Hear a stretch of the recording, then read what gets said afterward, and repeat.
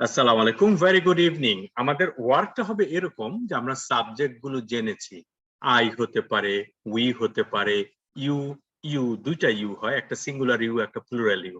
হি, she, দে, কামাল হতে পারে, Stella হতে পারে, আবার দুইটা নাম একসাথে হতে পারে, পূজা এবং অবনী, এরকমও হতে পারে।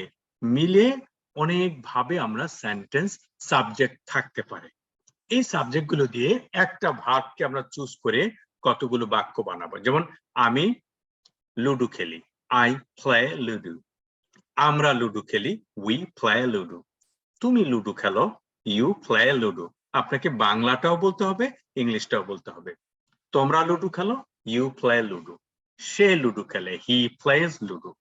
তারা লুডো খেলে, they play ludo. Lira ludo খেলে, লিরা প্লেজ লুডো। লিরা এবং সাবিহা লুডো খেলে, Lira and Sabiha play ludo. Right. আমার ভাই লুডো খেলে, মাই ব্রাদার প্লেজ লুডো।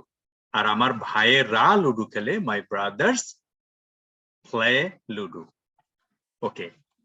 তোমার মামা লুডো খেলে, ইউর আঙ্কেল প্লেজ লুডো। আর তোমার মামারা লুডো খেলে, ইউর আঙ্কেলস প্লে লুডো।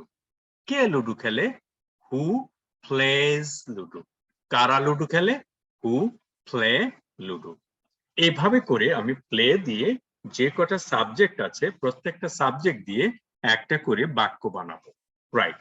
এরপরে যাব আরেকটা verb, right. I write a letter. আমি একটি চিঠি লিখি, আই রাইট আ লেটার। আমরা একটি চিঠি লিখি, উই রাইট আ লেটার। তুমি একটি চিঠি লিখো, ইউ রাইট এ লেটার। এভাবে করে আমি 5টি ভার্ব দেব আপনাদেরকে। এই 5টি ভার্ব দ্বারা আপনারা বাংলা এবং ইংরেজি সহ বাক্যটা করে দিবেন। ফর লাইফ লং আপনার টেন্সের যে কনসেপ্ট আছে এটা ইমপ্রুভ করে ফেলবে। So please make it by tomorrow. Thank you very much.